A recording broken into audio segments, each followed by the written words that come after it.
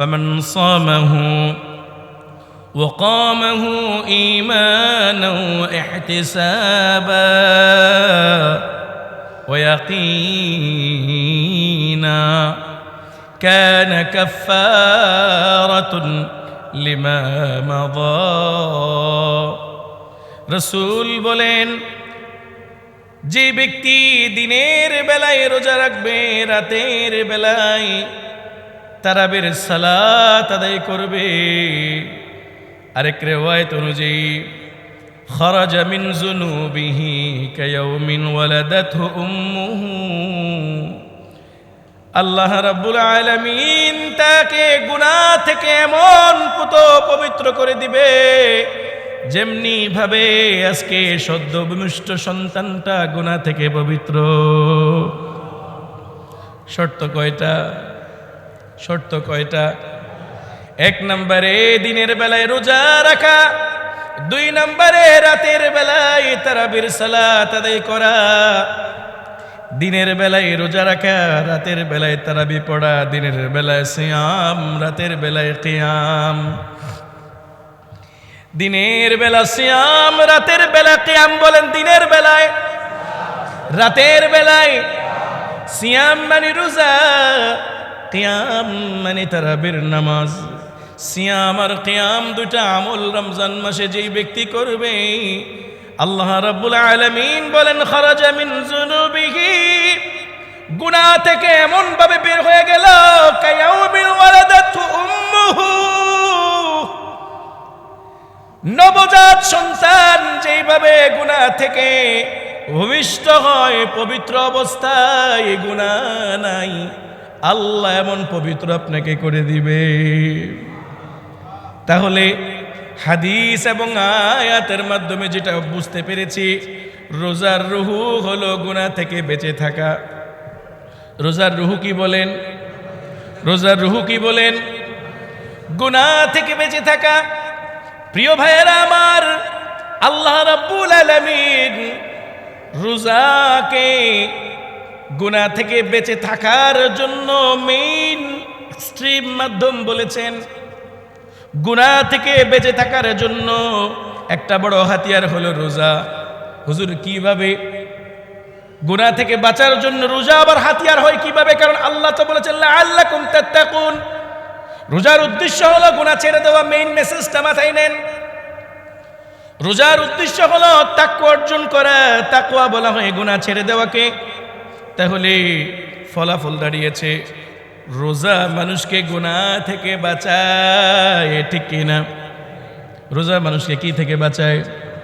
রোজা হলো গুনাহ থেকে বেঁচে থাকার মাধ্যম। রোজা হলো গুনাহ থেকে বেঁচে থাকার মাধ্যম। রোজা হলো গুনাহ থেকে বেঁচে থাকার মাধ্যম। কিভাবে বোঝার দরকার আছে না নাই? শেষ মেসেজটা বোঝেন আজকের আলোচনার।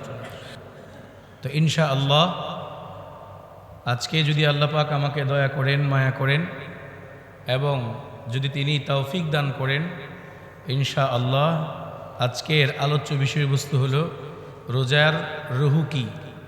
মনে থাকবে আপনাদের? আজকের আলোচ্য বিষয়বস্তু কি? রোজার রুহু কি। রুহু মানে বুঝেন কি? পরাণ। পরাণ, এই যে কে কইছে পরাণ? জি, পরাণ, একদম খাঁটি বাংলা ভাষা। আল্লাহ আমাদেরকে বোঝার তৌফিক দান করো। প্রিয় ভাইয়ের একটু দোয়া করেন তো আল্লাহ পাক যেন জবান দিয়ে ইখলাসের সহিত তত্ত্ব সমৃদ্ধ এমন কথা বের করেন যে কথাগুলা আমাদের জন্য আমলের উপযোগী হয়ে যাবে। বলেন ইনশাআল্লাহ। প্রিয় ভাইয়েরা আমার, কোনো রকমের ভূমিকা ছাড়াই আমি আমার মূল আলোচনার দিকে ফিরে যাচ্ছি, যেহেতু সময় অতি স্বল্প, আলোচনা একটু দীর্ঘ। আল্লাহ রাব্বুল আলামিন কোরআনে কারীমের সূরাতুল বাকারার 183 নম্বর আয়াতে এমন একটা মেসেজ দিয়েছেন, যেই মেসেজ আপনারা এর আগে অনেকবার শুনেছেন। তবে আমি আজকে আপনাদের অনেকের রিকোয়েস্টের কারণে এই আয়াতটার তাফসীর একটু ভিন্ন অঙ্গিকে করব। বলেন ইনশাআল্লাহ। আশা করি এই আয়াতের তাফসীর আমি যে আঙ্গিকে করতে যাচ্ছি, আমার ব্রেইনে আমি আগে থেকে যেইভাবে সেট দিয়ে এসেছি, ওই প্রস্তুতি অনুযায়ী যদি আমি আপনাদের সামনে এক্সপ্লেন করতে পারি, তো ইনশাআল্লাহ আজকে আপনারা একটা গুরুত্বপূর্ণ মেসেজ পেয়ে যাবেন, বলেন ইনশাআল্লাহ। প্রিয় উপস্থিতি, আল্লাহ রাব্বুল আলামিন কোরআন কারীমের সূরা বাকারার 183 নম্বর আয়াতে বলেন, আগে আয়াতের অর্থটা বুঝেন, সবসময় শুনেন আবার শুনেন। আল্লাহ বলেন, ইয়া আইয়ুহাল্লাযীনা আমানু কুতিবা আলাইকুমুস সিয়াম কামা কুতিবা আলাল্লাযীনা মিন ক্বাবলিকুম লাআল্লাকুম তাত্তাকুন।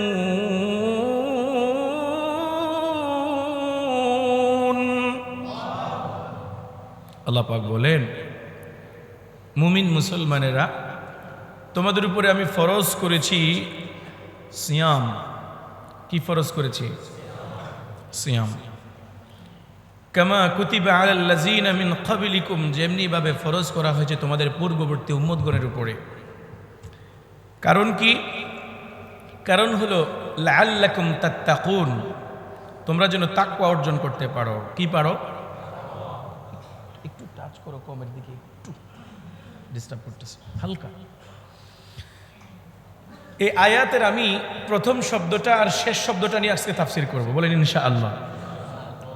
প্রথম শব্দ হলো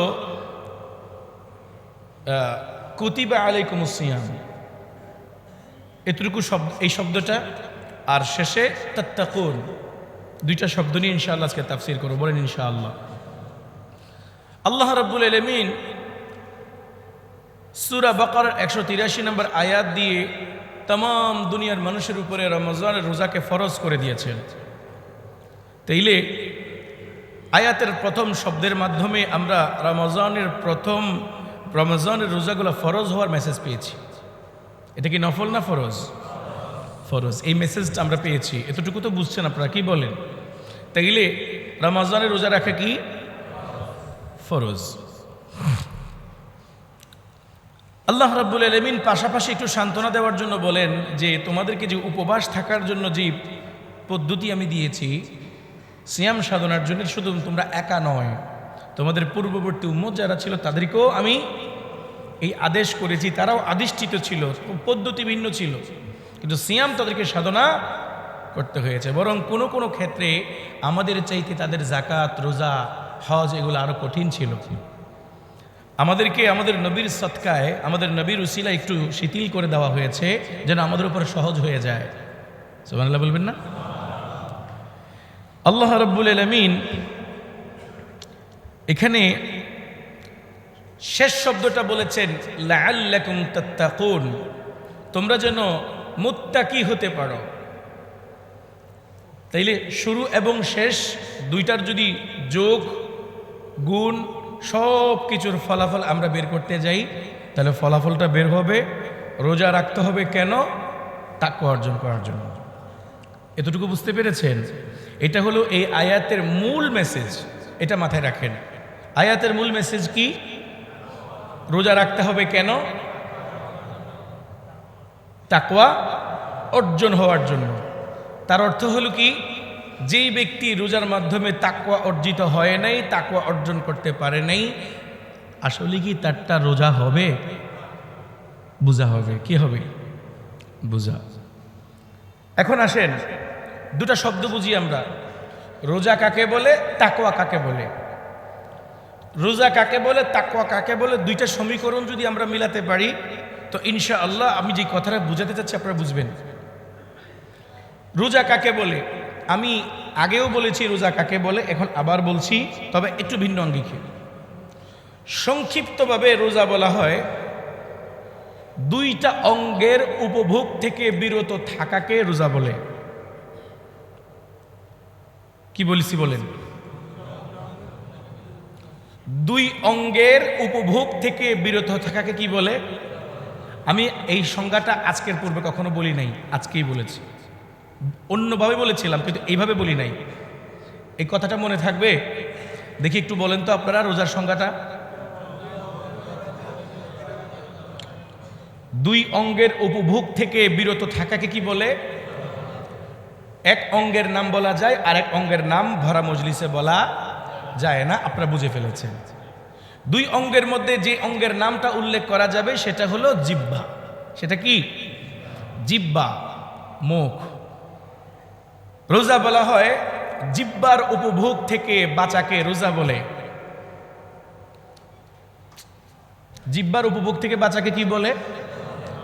এবং মানুষের গোপনাঙ্গের উপভোগ থেকে বাঁচাকেও কি বলে? রোজা বলে। একবার বলেছি, শব্দটা আর বলবো না, মনে থাকবে ইনশাল্লাহ। এরপরে ঘুরে ঘুরে বলবো, প্রাইভেট বলবো, পার্সোনাল বলবো, অন্য কিছু বলবো, শব্দ এইভাবে বলবো না, কারণ এখানে বাচ্চারা থাকে, এত কথা বলা যাবে না। তাইলে এই দুই অঙ্গের উপভোগ থেকে বাঁচাকে কি বলে? রোজা বলে। তার সাথে একটা শব্দ অ্যাড করে নেন। এই যে রোজার একটা তারিফ এবং একটা সংজ্ঞা আপনাদেরকে করলাম যে দুই অঙ্গের উপভোগ থেকে বাঁচাকে রোজা বলে, এটা হলো রোজার খোলস, রোজার ক্যাচিং, রোজার বড়ি।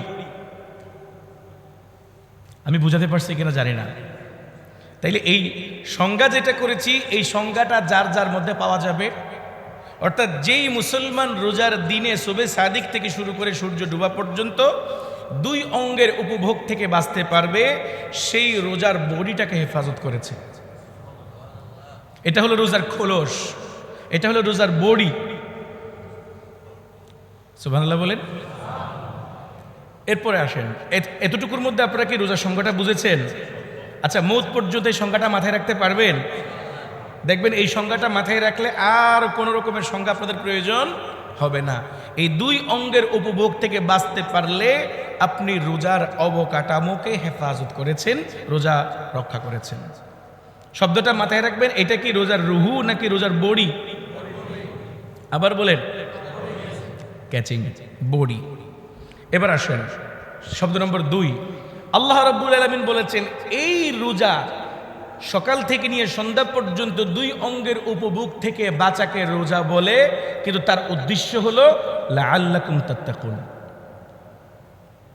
মূল শর্ত, মূল টার্গেট লাআল্লাকুম তাত্তাকুন, এটা হলো শর্ত। এটা কি শর্ত? যে তোমরা তাকওয়া অর্জন করতে হবে, এই শর্তের উপরে তোমাদের এই খোলসের মূল্যায়ন হবে। এবার আসেন, এই যে লাআল্লাকুম তাত্তাকুন বলেছেন, তোমরা তাকওয়া অর্জন করবে রোজার মাধ্যমে, এই যে আল্লাহ পাক এই শব্দটা বলেছেন, এটার একটু ব্যাখ্যা করি। তাকওয়া কাকে বলে? আপনারা তাকওয়ার অনেক সংজ্ঞা, অনেক ব্যাখ্যা এর আগে শুনেছেন। আমি আজকে আপনাদেরকে একটা হাদিস দিয়ে তাকওয়ার সংজ্ঞাটা দিতে চাই।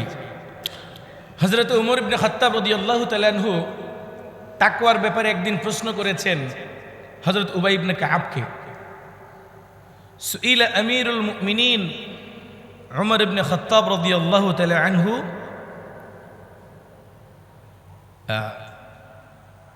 সাআলা আমিরুল মুমিনিন উমর ইবনে খাত্তাব রাদিয়াল্লাহু তাআলা আনহু উবাই ইবনে কাব। হযরত আমিরুল মুমিনিন উমর ইবনে খাত্তাব রাদিয়াল্লাহু তাআলা আনহু তিনি উবাই ইবনে কাবকে জিজ্ঞেস করেছেন, ভাই উবাই, মাত তাকওয়া, তাকওয়া কি? হাদিস থেকে বলছি। তিনি বলেন, ফাকালা উবাই, ইয়া আমিরাল মুমিনিন আমা সালাকতা তরিকান ফীহি শাওকুন। হযরতে উবাই ইবনে কাব উত্তর দিলেন, এক শব্দে নয়, কয়েক শব্দে। হযরত উবাই ইবনে কাব বললেন, হে আমিরুল মুমিনিন, আপনি কি কোনোদিন কাঁটাযুক্ত কোনো রাস্তা দিয়ে চলাফেরা করেছেন নাকি অতিক্রম করেছেন নাকি? ফাকালা নাআম। আমিরুল মুমিনিন ওমর বললেন, জি, কাঁটাযুক্ত রাস্তা দিয়ে আমি অতিক্রম করেছিলাম। তিনি আবার জিজ্ঞাসা করলেন, উবাই ওমরকে জিজ্ঞাসা করলেন, ফামাযা ফাআলতা, কাঁটাযুক্ত রাস্তা দিয়ে যাওয়ার সময় কিভাবে আপনি অতিক্রম করেছিলেন, কি কি করেছিলেন একটু আমাকে বলেন। ফাকালা উমর, হযরত উমর রাদিয়াল্লাহু তাআলা আনহু বললেন, উশাম্মিরু আন সাকি ওয়া আনজিরু ইলা মাওয়াদি'i কদমায়া। হযরত উমর বলেন, ভাই উবাই ইবনে কাব, কাঁটাযুক্ত রাস্তা দিয়ে যাওয়ার সময় আমি আমার পায়জামা কাপড় লুঙ্গি ভালো করে গুছিয়ে নিতাম, আর এমন ভাবে যেতাম যেন একটা কাঁটার আঁচড়ও আমার গায়ে না লাগে, একটা কাঁটাও যেন আমার শরীরে না ফুটে, এমন ভাবে অতিক্রম করতাম। কখনো এক কদম সামনে যেতাম, আবার এক কদম পিছনে আসতাম। সুবহানাল্লাহ বলেন।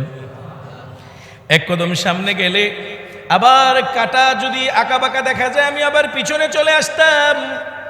এইভাবে একটু সামনে এবং পিছনে গিয়ে খুব সাবধানতার সহিত কণ্টকময় পথ দিয়ে আমি অতিক্রম করতাম। তখন হযরত উবাই ইবনে কাব রাদিয়াল্লাহু তাআলা আনহু বললেন, তিলকা হিয়াত তাকওয়া। আমিরুল মুমিনিন, এইটাকেই বলা হয় তাকওয়া। আপনি যেই পথ দিয়ে অতিক্রম করবেন, আপনি দুনিয়ার যেই পথ অতিক্রম করছেন, এই দুনিয়া আপনার বাড়ি নয়, এই দুনিয়া আপনার চিরস্থায়ী থাকার জায়গা নয়।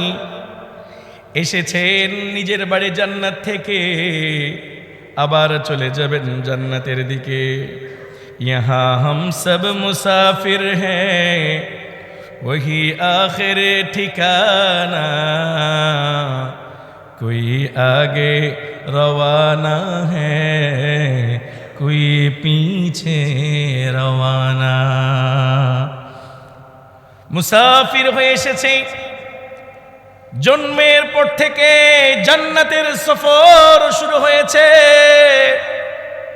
এই সফর করতে করতে একদিন মৃত্যুর নদী পার হয়ে জান্নাতের দিকে সফর করব।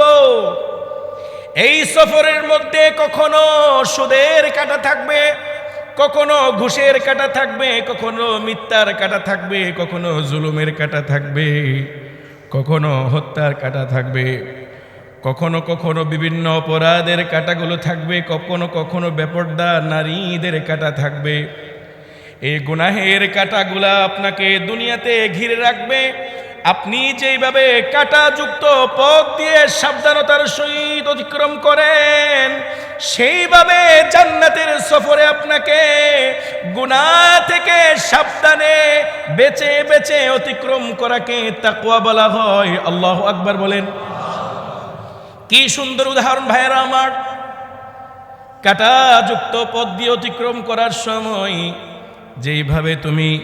যেভাবে আপনি সাবধানতা অবলম্বন করেন, তার চাইতে কোটি গুণে সাবধানতা অবলম্বন করে আপনাকে জান্নাতের দিকে সফর করতে হবে। এই সফরে কাঁটা থাকবে এবং এই কাঁটাগুলা এত ডেঞ্জারাস হবে, দুনিয়ার কাঁটা গায়ে ঢুকলে ব্যথা লাগে, আর এই কাঁটা গায়ে ঢুকলে মজা লাগে। পরীক্ষার জায়গা তো। আল্লাহু আকবার বলেন। দুনিয়ার কাঁটা যদি আপনার চলাফেরার সময় গায়ে লাগে, ব্যথা অনুভব হয়, আর গুনাহের কাঁটা গায়ে লাগলে গুনাহের কাঁটার মাধ্যমে মনের স্বাদ অনুভব হয়। ঠিক কিনা? পরীক্ষা আছে না নেই? তো হযরত উবাই ইবনে কাব আমিরুল মুমিনিন উমরকে বলেন, আমি অবাক হয়ে গেলাম হাদিসটা পড়ে। কে কাকে জিজ্ঞেস করে? সুবহানাল্লাহ। কে কাকে জিজ্ঞেস করে? হায় হায় হায়।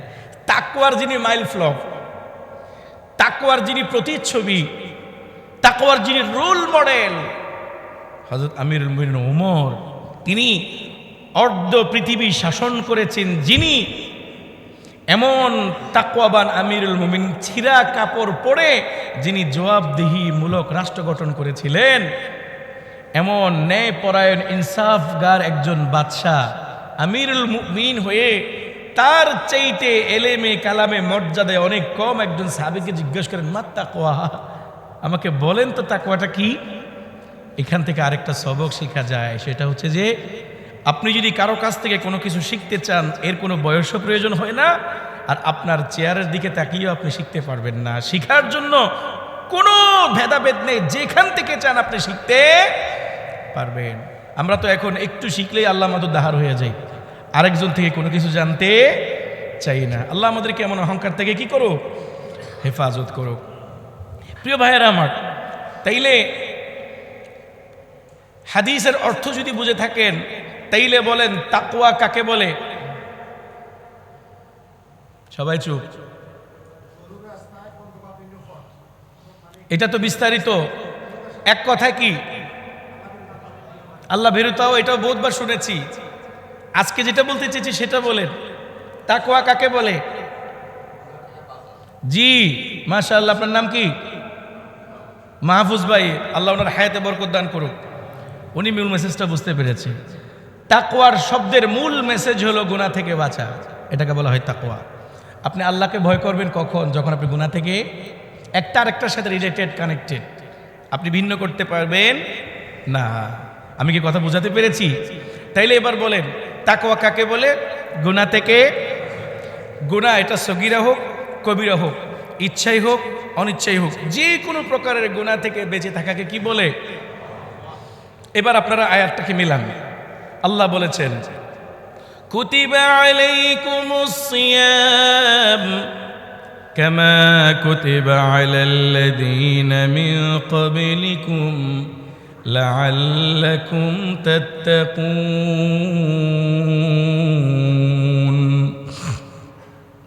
রোজা তোমাদের উপরে ফরজ করা হয়েছে, উদ্দেশ্য হলো তাকওয়া অর্জন করা। তাহলে আয়াতের তাফসীর যদি করি এইভাবে করতে হয়, রোজার মূল উদ্দেশ্য হলো গুনাহ ছেড়ে দেওয়া। এটাই তো অর্থ নাকি? রোজার মূল উদ্দেশ্য কি? গুনাহ ছেড়ে দেওয়া। রোজার মূল উদ্দেশ্য কি? তাইলে আমার প্রথম শব্দটা এবার মাথায় রাখেন। আমি বলেছিলাম দুই অঙ্গের উপভোগ থেকে বাঁচাকে কি বলে? রোজা বলে। এই যে দুই অঙ্গের উপভোগ থেকে বাঁচাকে রোজা বলে, এটাকে রোজার কি বলেছিলাম? Body catching.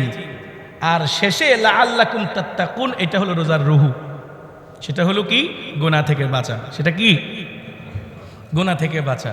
এখন যদি আমি আপনাদেরকে প্রশ্ন করি, আপনার বডি আছে রুহু নাই, কোনো মূল্য আছে? কোনো মূল্য আছে? যে কোনো জীবের বডি রুহু ছাড়া কোনো মূল্য আছে? তাইলে আয়াতের তাফসীর এ দাঁড়ালো যে কোনো ব্যক্তি যদি উপবাস থাকে এটাকে রোজা বলে না। এটা হলো রোজার বডি, এর ফলাফল আছে একটা। কেউ রোজা রাখলো, ঘুষও খাইলো, রোজা রাখলো, সুদও খাইলো, রোজা রাখলো, মিথ্যাও বলল, রোজা রাখলো, গীবত, সমালোচনা, হিংসা, বিদ্বেষ, জুলুম, নির্যাতন, নিপীড়ন সব করলো, এমনটা যদি কেউ করে থাকে, দুইটাই যদি একসাথে করে, তাহলে সেই ব্যক্তি রোজা রেখেছে। এটা কি রোজার খোলস রেখেছে নাকি রুহু রেখেছে? এই রোজাতে রুহু নাই, কারণ এখানে গুনাহ আছে। এখানে কি আছে? গুনাহ আছে। এই জন্য নবী করিম সাল্লাল্লাহু আলাইহি ওয়াসাল্লামের এক হাদিস আছে, আপনাদেরকে হাদিসটা একটু পড়ে শোনাই। নবী করিম সাল্লাল্লাহু আলাইহি ওয়াসাল্লাম বলেন যে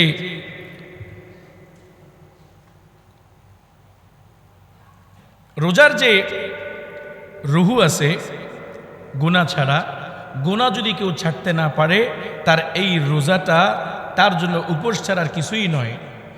মাল্লাম ইয়াদা কাওলা যুরি, যে ব্যক্তি মিথ্যা ছাড়তে পারল না, যে ব্যক্তি মূর্খতা ছাড়তে পারে নাই, যে ব্যক্তি জুলুম ছাড়তে পারে নাই, যে ব্যক্তি গুনাহ ছাড়তে পারে নাই, এই ব্যক্তির রোজা তার জন্য উপোস থাকা ছাড়া আর কিছুই।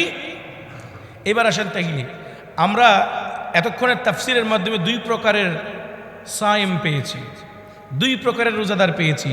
এক নম্বরের রোজাদার হলো তারা যারা উদ্দেশ্য সহ রোজা রাখে, আর দুই নম্বর রোজাদার তারা যারা উদ্দেশ্যহীন রোজাদার।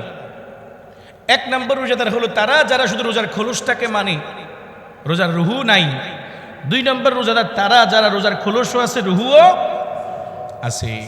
এখন যদি আমি আপনাদেরকে প্রশ্ন করি, রোজার যাদের রুহু আছে, খোলস আছে, তারা সফল নাকি শুধু খোলসওয়ালারা সফল? মনে রাখবেন, দুই ধরনের রোজাদারের দুইটা ফলাফল আছে। দুই ধরনের রোজাদারের কয়টা ফলাফল?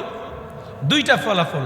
যারা রোজাও রাখে গুনাহও করে, রোজাও রাখে সিনেমাও দেখে, রোজাও রাখে গানও শোনে, রোজাও রাখে নাটকও দেখে, রোজাও রাখে খেলাও দেখে, রোজাও রাখে যারা বিভিন্ন রকমের জেনার মধ্যে লিপ্ত, রোজাও রাখে, সুদও খায়, রোজাও রাখে, ঘুষও খায়, রোজা রাখে, মানুষকে গালাগালিও করে, জুলুম করে, বিশেষ করে গীবত, শিকায়ত, সমালোচনা করে,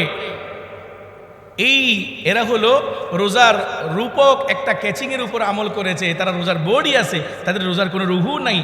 এদের রেজাল্ট হলো আল্লাহ পাক রাসূল সাল্লাল্লাহু আলাইহি ওয়াসাল্লাম হাদিসেই বলে দিয়েছেন, এদের রেজাল্ট এরা দুনিয়াতেই পেয়ে যাবে। এর রেজাল্ট অতি সামান্য। সেটা কি? রাসূল বলেন, সেই ব্যক্তি উপোস থাকা ছাড়া কিছুই পেল না। এটা হলো তাদের রেজাল্ট। এটা কি তাদের কি রেজাল্ট? এবার আসেন প্রিয় ভাইয়েরা আমার, যারা রোজা রেখেছে, রোজার উদ্দেশ্য তাদের ভিতরে আছে, সেটা হলো কি? লাআল্লাকুম তাত্তাকুন, তাকওয়া অর্জন করেছে। আল্লাহ রাব্বুল আলামিন তাদের জন্য দুইটা পুরস্কার রেখেছে। কয়টা পুরস্কার? কয়টা পুরস্কার? দুইটা। এক নাম্বার হলো দুনিয়ার মধ্যে তাদের জন্য আল্লাহ রাব্বুল আলামিন অজস্র বরকত তাদের জীবনে ঢেলে দিবেন। আরো জোরে বলেন। দুই নাম্বার হলো, যেটা আপনারা মহাপ্রসিদ্ধ জানেন, দুই নম্বর হলো আল্লাহ রাব্বুল আলামিন তাকে এমন পুত পবিত্র করে দিবেন, সদ্য ভূমিষ্ঠ সন্তানটা মায়ের গর্ভ থেকে জন্ম নিয়ে যেমন পবিত্র, আল্লাহ পাক তার চাইতে বেশি পবিত্র করে দিবেন রমজানের মাধ্যমে। হাদিস নেন, নবী করিম সাল্লাল্লাহু আলাইহি ওয়াসাল্লাম বলেন, ইন্নাল্লাহ তাআলা ইফতারাদা সাওম রমাদান ওয়া সানাতু লাকুম কিয়ামাহু فمن صامه وقامه إيمانا واحتسابا ويقينا كان كفارة لما مضى. وفي رواية إن الله تعالى افترض صوم رمضان وسنات لكم قيامه فمن صامه وقامه إيمانا واحتسابا خرج من ذنوبه كيوم ولدته أمه. আল্লাহর নবী বলেন, নবীজি বলেন, ইন্নাল্লাহ ইফতারাদা সাওম রমাদান, আল্লাহ রাব্বুল আলামিন রমজানের রোজাকে ফরজ করেছেন, ওয়াসানানতু লাকুম কিয়ামাহু, আর আমি নবী রাতের তারাবিকে সুন্নত করে দিয়েছি। সুবহানাল্লাহ বলেন। দুইটা ভাগ, চমৎকার হাদিস দেখেন। রাসূল বলেন, ইন্নাল্লাহ ফারাদা সাওম রমাদান, রমজানের রোজাকে আল্লাহ ফরজ করেছেন। তাহলে রমজানের রোজাটা ফরজ করেছেন কে? কোরআন দিয়ে প্রমাণিত। রাসূল বলেন, ওয়াসানানতু লাকুম কিয়ামাহু, আর রাতের বেলায় তারাবির নামাজকে আমি রাসূল সুন্নত করেছি। এখানে দুইটা শব্দ আছে, একটা ফরজ, একটা সুন্নত। একটা কি? রমজানে দিনের বেলা রোজা রাখাটা ফরজ, আর রাতের বেলায় তারাবির নামাজ পড়াটা সুন্নতে মুআক্কাদা। সুন্নতে কি? আবার বলেন, প্রশ্নের উত্তর আপনারা বুঝে থাকলে, দিনের বেলা রোজা রাখা কি? তারাবির নামাজ পড়া কি? সুন্নতে মুআক্কাদা। এখন আগে ফরজ আর সুন্নতের পার্থক্যটা বোঝেন। ফরজ কাকে বলে? ফরজ বলা হয় ওই বিধানকে, যেই বিধানটা সরাসরি আল্লাহ পালন করাকে বাধ্য করে দিয়েছেন, যেটা সরাসরি আল্লাহ পালন করাকে কি করে দিয়েছেন? বাধ্য করে দিয়েছেন। এটার অথেন্টিক দলিল কোরআনে আছে। যেমন সূরা বাকারার 183 নম্বর আয়াতের মাধ্যমে রোজার ফরজ প্রমাণিত। এটা সরাসরি কে বলেছেন? আর সুন্নত বলা হয় যেটা আল্লাহ সরাসরি বাধ্য করেন নাই, নবীজি তার উম্মতের জন্য চয়েস করেছেন। আর ভাই সুবহানাল্লাহ আসতে বলেন। এবার আসেন, আমার প্রচণ্ড অবাক লাগে, আমি গতকালকে এই হাদিসটা যখন মোতালা করছিলাম রাতের প্রায় তখন 2টা 2 বাজে, 2টার উপরে বাজে, তখন আমি অনেকক্ষণ চিন্তা করলাম, ইয়া আল্লাহ সুবহানাল্লাহ, আপনি জোহরের নামাজের আগে সুন্নত দিয়েছেন, জোহরের পরে সুন্নত দিয়েছেন, আসরের আগে সুন্নত দিয়েছেন, মাগরিবের পরে সুন্নত দিয়েছেন, ইশারের আগে পরে সুন্নত দিয়েছেন, ফজরের আগে সুন্নত দিয়েছেন। রমজানের সুন্নতটা কই? এমনকি আমরা যে কালিমা পড়ি এই কালিমার ভিতরেও আল্লাহ নবীর নামকে অ্যাড করে দিয়েছেন, লা ইলাহা ইল্লাল্লাহ। অর্থাৎ মুহাম্মদ সাল্লাল্লাহু আলাইহি ওয়াসাল্লামকে বাইপাস করে শরীয়তের কোনো বিধানই নাই। চিন্তা করলাম যে রমজানের রোজাতে সুন্নত কই? এমন যদি হইতো যে রমজানের রোজার জন্য আরো 3টা সুন্নত আছে, এরকম যদি হইতো, পরে চিন্তা করে গতকালকে এই প্রশ্নের উত্তর আমার হঠাৎ করে মাথায় আসলো যে না, রসুল যে বলেছেন এইখানেও আল্লাহ রাব্বুল আলামিন আমার ভূমিকা রাখবে, রমজান মাসেও আমার ভূমিকা থাকবে। কেমন? রসুল বলেন ইন্নাল্লাহা ইফতারাদা লাকুম সাওমা রমাদান, আল্লাহ পাক তোমাদের জন্য রমজান রোজাকে ফরজ করেছে, আর আমি নবী রাতের বেলায় তোমাদের জন্য তারাবির নামাজকে সুন্নত করে দিয়েছি। রোজাটা রবের চয়েস, তারাবিটা আমার চয়েস। আরে সুবহানাল্লাহ বলে না? রোজা চয়েস করছে কে? তারাবি চয়েস করছে কে? এখন যদি আমি আপনাদেরকে, এখন যদি কেউ যদি বলে হুজুর তারাবির নামাজ তো সুন্নত, না পড়লেও চলে, তারাবির নামাজ তো সুন্নত না পড়লেও চলে, আমি যদি তাকে এই কথাটা বুঝাতে পারতাম যে কাল কিয়ামতের মাঠে যদি নবী এই হাদিসটা বলে যে আল্লাহ তোমাদের জন্য রোজাকে ফরজ করেছিল, আমি তোমার জন্য পছন্দ করে রেখেছিলাম, কি করবা সব ভালোবাসাই করতে হয়। আমি রসুলের জন্য যা করবার সব ভালোবাসার বশীভূত হয়ে করতে হবে, এখানে ফোর্স করার কিছু নেই। যদি আমার সুপারিশ পেতে চাও, যদি আমি নবীকে ভালোবাসতে চাও, রাতের বেলায় তারাবির নামাজ পড়তে। আচ্ছা বলেন, নবীকে বাইপাস করে জান্নাতে যাওয়া যাবে? আয় হায়, এই জন্যই তো আমি অনেক আগেই কথাটা বলেছিলাম, এই জন্যই মনে রাখবেন ফরজ ইবাদত করলে কেউ আল্লাহর ওলি হতে পারে না। ফরজ ইবাদত করলে, কারণ আপনি আপনার ডিউটি পালন করেছেন, এখানে ওলি হওয়া মানে এটা বোনাস। ওলি হওয়াটা কি? বোনাস। মেন ডিউটি পালন করলে বোনাস পাওয়া যায় না, ওভারটাইম ডিউটি পালন করলে অতিরিক্ত পাওয়া যায়, মালিকের আদর পাওয়া যায়, যত্ন পাওয়া যায়, মালিক আপনার প্রতি এক্সট্রা নজর রাখবে। ঠিক তেমনি ভাবে রসুলের প্রত্যেকটা সুন্নতের উপর আমল করলে, মুস্তাহাব নফলের উপর আমল করলে আপনি আল্লাহর ওলি হতে পারবেন। তো এই জন্য যারা তারাবির নামাজ পড়েন না তাদেরকে বলছি, আপনি রসুলকে বাইপাস করে দিয়েছেন। যারা জুমার আগে পড়ে, সুন্নত পড়ে না, তারা রসুলকে মাইনাস করেছে, আল্লাহকে নিয়েছে। আল্লাহকে নিয়ে রসুল ছাড়া জান্নাতে যাওয়া যাবে? যাবে না। এই জন্য যেই যেই জায়গাতে নবী করিম সাল্লাল্লাহু আলাইহি ওয়াসাল্লামের সুন্নত আছে, ওই জায়গাতে ফরজের চাইতে বেশি গুরুত্ব দিবেন সুন্নতকে, তাহলে আপনি ফরজের উপর উঠতে পারবেন।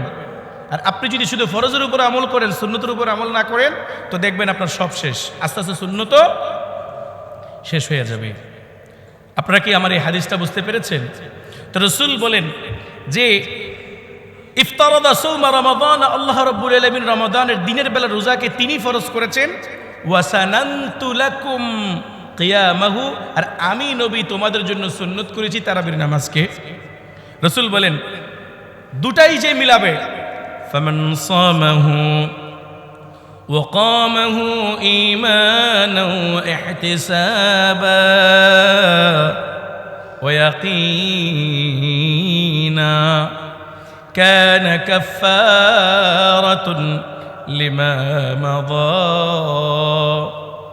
রাসূল বলেন যে ব্যক্তি দিনের বেলায় রোজা রাখবে, রাতের বেলায় তারাবির সালাত আদায় করবে, আরেক রিওয়ায়াত অনুযায়ী খারাজা মিন যুনুবিহি কায়াউমিন ওয়ালাদাতহু উম্মুহু,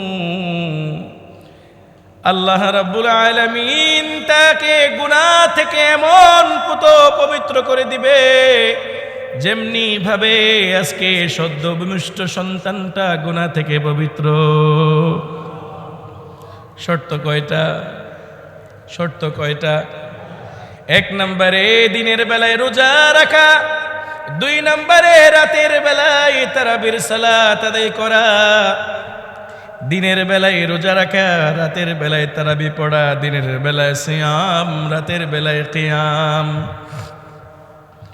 দিনের বেলা সিয়াম, রাতের বেলা কিয়াম। বলেন দিনের বেলায়, রাতের বেলায় সিয়াম মানে রোজা, কিয়াম মানে তারাবির নামাজ। সিয়াম আর কিয়াম দুইটা আমল রমজান মাসে যেই ব্যক্তি করবে, আল্লাহ রাব্বুল আলামিন বলেন খারাজা মিন যুনুবিহি, গুনাহ থেকে এমন ভাবে বের হয়ে গেল কায়াউমিল ওয়ালাদাতু উম্মুহু, নবজাত সন্তান যেইভাবে গুনাহ থেকে ভূমিষ্ঠ হয় পবিত্র অবস্থায়, গুনাহ নাই, আল্লাহ এমন পবিত্র আপনাকে করে দিবে। তাহলে হাদিস এবং আয়াতের মাধ্যমে যেটা বুঝতে পেরেছি, রোজার রুহু হলো গুনাহ থেকে বেঁচে থাকা। রোজার রুহু কি বলেন? রোজার রুহু কি বলেন? গুনাহ থেকে বেঁচে থাকা। প্রিয় ভাইয়েরা আমার, আল্লাহ রাব্বুল আলামিন রোজাকে গুনাহ থেকে বেঁচে থাকার জন্য মেইন স্ট্রিম মাধ্যম বলেছেন। গুনাহ থেকে বেঁচে থাকার জন্য একটা বড় হাতিয়ার হলো রোজা। হুজুর কিভাবে? গুনাহ থেকে বাঁচার জন্য রোজা আবার হাতিয়ার হয় কিভাবে? কারণ আল্লাহ তো বলেছেন লাআল্লাকুম তাত্তাকুন। রোজার উদ্দেশ্য হলো গুনাহ ছেড়ে দেওয়া। মেইন মেসেজটা মাথায় নেন। রোজার উদ্দেশ্য হলো তাকওয়া অর্জন করা। তাকওয়া বলা হয় গুনাহ ছেড়ে দেওয়াকে। তাহলে ফলাফল দাঁড়িয়েছে রোজা মানুষকে গুনাহ থেকে বাঁচায়, ঠিক কিনা? রোজা মানুষকে কি থেকে বাঁচায়? রোজা হলো গুনাহ থেকে বেঁচে থাকার মাধ্যম। রোজা হলো গুনাহ থেকে বেঁচে থাকার মাধ্যম। রোজা হলো গুনাহ থেকে বেঁচে থাকার মাধ্যম। কিভাবে বোঝার দরকার আছে না নাই? শেষ মেসেজটা বোঝেন আজকের আলোচনার। রোজা, আল্লাহ পাক বলেছেন রোজার মাধ্যমে তোমরা গুনাহ থেকে বাঁচতে পারবা। এটা কিভাবে সম্ভব? আল্লাহ এই কথা কোন যুক্তিতে বললেন যে রোজা দিয়ে গুনাহ থেকে বাঁচা যাবে? আবার তাইলে আলোচনার প্রথম অংশে ফিরে যেতে হবে আপনাদেরকে। আমি বলেছিলাম রোজা কাকে বলে? এক শব্দে দুই অঙ্গের উপভোগ থেকে বাঁচাকে কি বলে? বুঝতে পেরেছেন আপনারা? ভেঙে বলছি না, যে দুই অঙ্গের উপভোগ থেকে বাঁচাকে যে রোজা বলে, আমি এই দুই অঙ্গের কথাই বলি যে আল্লাহ রাব্বুল আলামিন গুনাহ করার অনেক মাধ্যম আছে। মানুষ হাত দিয়ে গুনাহ করে না? হাত দিয়ে গুনাহ করে কি না? পা দিয়ে গুনাহ করে কি না? চোখ দিয়ে গুনাহ করে না? কথা বুঝেন, ব্রেন দিয়ে গুনাহ করে কি না? মানুষের গুনাহের আরো হিউজ মাধ্যম রয়েছে। এত মাধ্যম থাকতে আল্লাহ রাব্বুল আলামিন রোজার মধ্যে খালি দুইটাকে কন্ট্রোল করতে কেন বলেছেন? এটা দিয়ে কেমনে কন্ট্রোল হবে গুনাহ? প্রশ্ন আছে না নেই? ভালো করে বুঝেন, একটু চিকন কথা। দুইটা অঙ্গের উপভোগ থেকে বাঁচলে আল্লাহ বললেন যে তুমি যদি এই দুইটা অঙ্গের উপভোগ থেকে বাঁচতে পারো, তুমি চিরন্তর গুনাহমুক্ত হয়ে যেতে পারবা।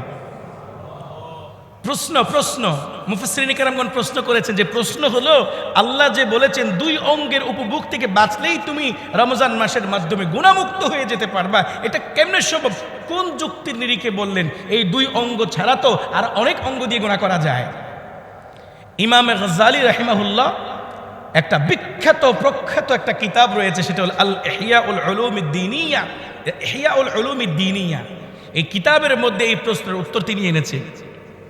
তিনি বলেন যে একজন মানুষ তার জীবনে সবচেয়ে বেশি লোভ করে দুইটা অঙ্গ দিয়ে। কয়টা অঙ্গ দিয়ে? আপনি যদি দেখেন একজন মানুষের মেজরিটি গুনাহ হলো দুই অঙ্গের মাধ্যমে। মেজরিটি গুনাহ কয় অঙ্গের মাধ্যমে? একটাকে বিস্তারিত বলবো, আরেকটাকে ইশারায় বলবো, এখানে বাচ্চারা আছে।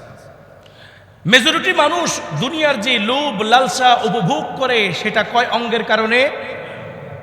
এক নাম্বার হলো জবান, দুই নম্বর হলো গোপনাঙ্গ। বুঝতে পেরেছেন আপনারা? জবানেরটা একটু আপনাদেরকে বলি। আল্লাহ রাব্বুল আলামিন এই দুনিয়াতে আমাদেরকে পাঠিয়েছে জিহ্বার মধ্যে একটা অসীম চাহিদা দিয়ে। এখানে এই জিহ্বা মিথ্যাও বলে এই জিহ্বা, খেতেও চাই এই জিহ্বা, কথাও বলে এই জিহ্বা, ডিলও করে এই জিহ্বা। আচ্ছা, এই জিহ্বা ছাড়া গুনাহ ডিল করার সুযোগ আছে?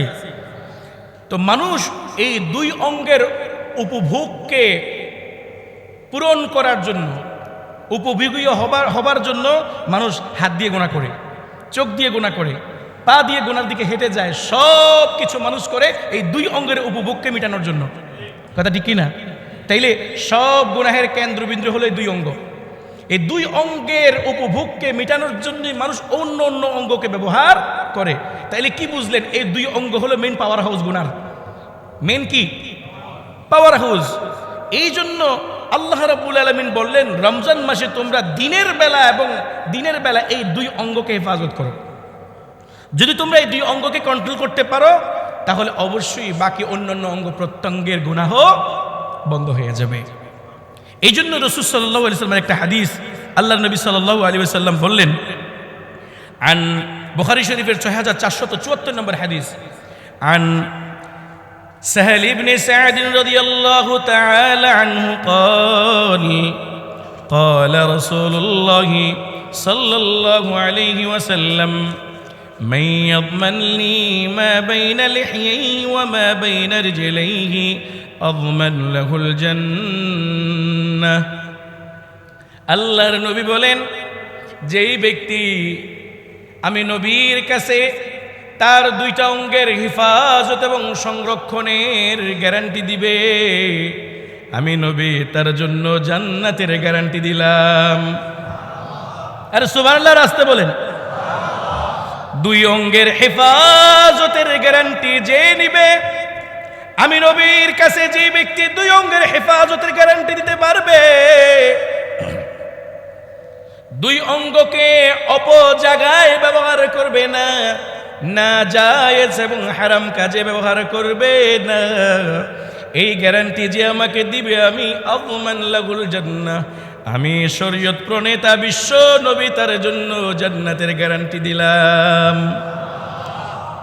তুমি একটা গ্যারান্টির দায়িত্ব নাও, আমি একটা গ্যারান্টির দায়িত্ব নিলাম। রাসূল বলেন, তুমি গ্যারান্টি দাও তুমি তোমার জবান দিয়ে গীবত করবে না।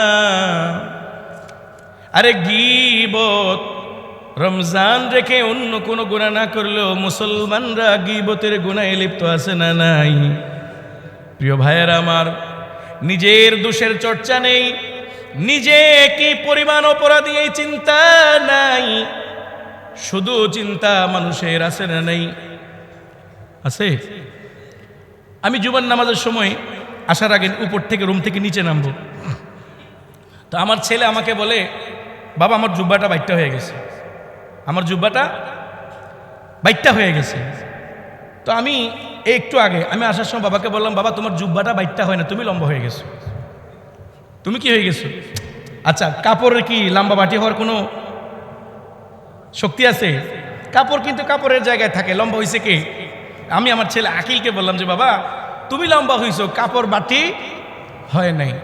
হঠাৎ করে আমি আসার আগে বয়ানের এই পয়েন্টটা আমার মাথায় আসলো, মানুষ কি পরিমাণ স্বার্থপর দেখেন, সব দোষ আরেকজনের উপর চাপায় দেয়, সব দোষ কি আরেকজনের উপর চাপায় দেয়। আমার ছোট্ট ছেলে লম্বা হয়েছে, ও এই অপরাধটাও ও জুব্বার উপর চাপাই দিছে, আছে না নাই? আমি হঠাৎ করে আমি রোজার বয়ান করতে আসতেছি, তো এই পয়েন্টটা আমার মাথায় আসছে। আমি বলছি আল্লাহু আকবার, আল্লাহু আকবার। আমরা কি পরিমাণ স্বার্থপর দেখেন, ছোট্ট একটা বাচ্চা এও দোষ চাপাই দেয় কার উপরে, দোষ জুব্বা বাইট হয়েছে, আমি লম্বা হই নাই, আমি কি হই নাই? আচ্ছা, আমাদের ভিতরে এটা কি আমার বাচ্চার শুধু নাকি সবার স্বভাব? আমরা নিজের অপরাধটা দেখি না, নিজের অপরাধটা দেখি না, অন্যের অপরাধটা বেশি দেখি। আরে কাপড় ছোট হয়ে যায়, আমি ছোট হই না, কাপড় ছোট হয়ে যায়, আমি লম্বা হই না। ঠিক তেমনি ভাবে আমরা অন্যের দোষ ধরতে খুব পছন্দ করি, নিজেরটা পছন্দ করি না। প্রকৃত মুমিন মুসলমান সে যে সিয়াম অবস্থায় গীবত থেকে। তো নবীজি বলেন, তুমি দুইটা অঙ্গের গ্যারান্টি আমাকে দাও, যে মুখ দিয়ে গীবত করবে না, হারাম খাবে না, হারাম ডিল করবে না, মিথ্যা বলবে না, মানুষকে মুখ দিয়ে জুলুম করবে না, এবং দুই রানের মধ্যবর্তী জায়গা দিয়ে কোনো জেনা বা বিচারের গুনাহ করবে না। এই গ্যারান্টি, এই দুই অঙ্গের গ্যারান্টি তুমি আমাকে দাও, আমি রাসূল তোমাকে জান্নাতের গ্যারান্টি দিলাম। এই দুই অঙ্গকেই, এই দুই অঙ্গের উপভোগকে বাঁচাকেই কোরআন তাকওয়া বলেছে, রোজা বলেছে। সুবহানাল্লাহ বলবেন না? এবার আসেন সর্বশেষ মেসেজ, আমার কাছে সময় নাই, আমি কিভাবে বুঝাবো আপনাদেরকে। দেখেন 5 মিনিট সময় আছে। আল্লাহ রাব্বুল আলামিন রোজার কথা বলেছেন যে দুই অঙ্গের উপভোগ থেকে বাঁচাকে রোজা বলে, এখন আমি সর্বশেষ যে কথাটা বলতে চাচ্ছি সেটা হলো যে আল্লাহ রাব্বুল আলামিন রমজান মাসে যে দুই অঙ্গের উপভোগ থেকে বাঁচতে বলেছেন, আচ্ছা এই দুই অঙ্গের বৈধ উপভোগ থেকে বাঁচতে বলেছেন নাকি অবৈধ উপভোগ থেকে? আয় হায়, বুঝছেন আপনারা? দুই অঙ্গের যেই উপভোগ থেকে বাঁচতে বলেছেন এটা কি বৈধ নাকি অবৈধ? হালাল, হালাল। যেমন পানি পান করা হালাল না হারাম? কিন্তু রোজার মধ্যে হালাল না হারাম? রোজা অবস্থায় ভাত খাওয়া হালাল না হারাম? কিন্তু আল্লাহ রাব্বুল আলামিন বন্ধ করতে চাইছে অবৈধ কাজকে, কিন্তু রোজার মধ্যে বন্ধ করে রাখলো হালালকে। ঘটনাটা কি? এই প্রশ্নের জবাব মুফাসসিরিনে কেরামগণ দিয়েছেন যে একজন মানুষ যখন তার সারা জিন্দেগি সে কমপ্লিট সব কিছু হালালের উপর চলতে চলতে চলতে চলতে এক সময় গিয়ে তার হালালের গণ্ডি পার হয়ে হারামে পৌঁছে যায়। উদাহরণ দিই, একজন মানুষের ইনকাম হলো মনে করেন ডেইলি 500 টাকা। এই 500 টাকা দিয়ে সেই ব্যক্তি সবজি টবজি কিনে খেতে পারে। শাক সবজি খেতে খেতে খেতে খেতে একদিন তার জিহ্বা মেসেজ দিয়েছে তুমি একটু মাছ কিনো। এখন সে আরেকটু পরিশ্রম করে মাছ কিনতে গেছে। মাছ খাইতে খাইতে খাইতে খাইতে তার, এগুলো কিন্তু হালাল, তার জিহ্বা মেসেজ দেয় একটু গোস্ত কিনো। কি কিনো? গোস্ত কিনো। গোস্ত কিনে রান্না করে খাওয়ার পরে মুখ তার মেসেজ দেয় গোস্ত তো ছোট ছোট টুকরা করে খাইলে হবে না, একটু কুরমা খাও। একটু কি খাও? এবার আসেন নিল কুরমা। কুরমা খাওয়ার পরে কিছুদিন পর মেসেজ দেয় খালি কুরমা খাইলে কি হবে, সাথে বিরিয়ানিও লাগবে, উরুস বিরিয়ানিও লাগবে। তাইলে এখন উরুস বিরিয়ানি পর্যন্ত যখন পৌঁছে গেছে তখন তার কাছে আর ইনকামের কোনো পথ নাই। এখন বলে বিরিয়ানি খাইতে না পারলে চুরি কর। কি করবি? যদি তুই বিরিয়ানি খাইতে না পারস তো চুরি করবি। এখন কথা ঠিক কিনা? ঠিক ঠিক কি ভাই? ঠিক ঠিক তেমনি ভাবে একজন মানুষ যখন তার, আমি ইশারায় বলছি, গোপন চাহিদা পূরণ করতে যায় হালাল পন্থায়, সেই লোকটাই তার বৈধ জায়গায় হালাল চাহিদা পূরণ করতে করতে এক সময় রাস্তায় বের হয়ে পরকীয়ায় লিপ্ত হয়ে যায়। আর নয়তো বাংলাদেশে যে সমস্ত ধর্ষণের ঘটনাগুলো ঘটতেছে তার মধ্যে দেখবেন অধিকাংশ ঘটনায় বিবাহিতদের, বিবাহিত পুরুষরা এই ঘটনাগুলা ঘটাচ্ছে। তাইলে হালাল চাহিদা পূরণ করার জায়গা থাকার পরও হারাম জায়গায় চাহিদা পূরণ করতে যায় কেন? কারণ কন্টিনিউয়াসলি হালালের উপর যদি কেউ চলতেই থাকে এক সময় হালালের গণ্ডি পার হয়ে হারামে পৌঁছে যায়। আপনাকে বুঝতে পেরেছেন? এই জন্য আল্লাহ রাব্বুল আলামিন বললেন কখনো কখনো হালাল জায়গায় ব্রেক লাগানো দরকার। বুঝে নেই মনে? হারাম তো অনেক দূরে, আল্লাহ বললেন কখনো কখনো হালাল জায়গায় কি ব্রেক লাগাইতে হবে। তুমি যখন হালাল জায়গায় ব্রেক লাগাই দিতে পারবা আল্লাহ রাব্বুল আলামিন তোমাকে হারাম থেকে অবশ্যই হেফাজত করবে। আরে সুবহানাল্লাহ কয় না? এই মেসেজটাই আপনাদেরকে দিতে চাচ্ছিলাম। মূল মেসেজ হলো এটা। আপনি যখন কঠিন কথা কিন্তু মাথায় রাখেন, এগুলো সব জায়গায় খুঁজে পাবেন না তাফসীর ছাড়া। কঠিন কথা না খেয়াল না করলে বুঝবেন না। আমি কি বলেছি আপনাদেরকে? সারা জিন্দেগি যদি একজন মানুষ হালালের উপর থাকে, হালালে ব্রেক না দেয়, হালালকেও কন্ট্রোল না করে, এই কন্ট্রোলহীন হালাল করতে করতে করতে করতে হারামে পৌঁছে যায়। এই জন্য আল্লাহ রাব্বুল আলামিন রমজান মাসে দিনের বেলা দুই হালাল কাজ, দুই অঙ্গের হালাল উপভোগ থেকে বাঁচতে বলেছেন। ঠিক কিনা? তাইলে রমজান বেলায় দুই হালাল উপভোগ থেকে বাঁচলে আল্লাহ বলেন তুমি যখন 11 মাস জুবান দিয়ে হালাল খাবা এবং আরেকটা অঙ্গ দিয়ে হালাল জায়গায় ব্যবহার করবা, আল্লাহ রাব্বুল আলামিন বলেন রমজান মাসে তোমার জন্য এই হালালটাকেও হারাম করে দিলাম। এই হালালটা থেকেও যখন তুমি হালালে যখন তুমি ব্রেক লাগাই দিবা, হালাল থেকে যখন তুমি বিরত থাকবা, রমজান চলে যাওয়ার পরে হারাম খাইতে তোমার অবশ্যই ভয় লাগবে। বুঝাতে পেরেছি? তাইলে এবার আসেন ফলাফল কি দাঁড়িয়েছে। আল্লাহ রাব্বুল আলামিন বলেন কুতিবা আলাইকুমুস সিয়াম,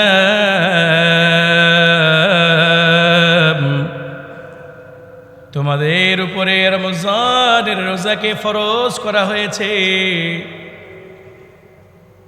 কেন কেন? লাআল্লাকুম তাত্তাকুন, তাকওয়া অর্জন করার জন্য, তথাপি গুনাহ ছাড়ার জন্য। রোজার মধ্যে দিনের বেলায় দুই অঙ্গের উপভোগ থেকে বাঁচা হলো রোজার খোলস, রোজার বডি, আর গুনাহ থেকে বাঁচা হলো রোজার রুহু।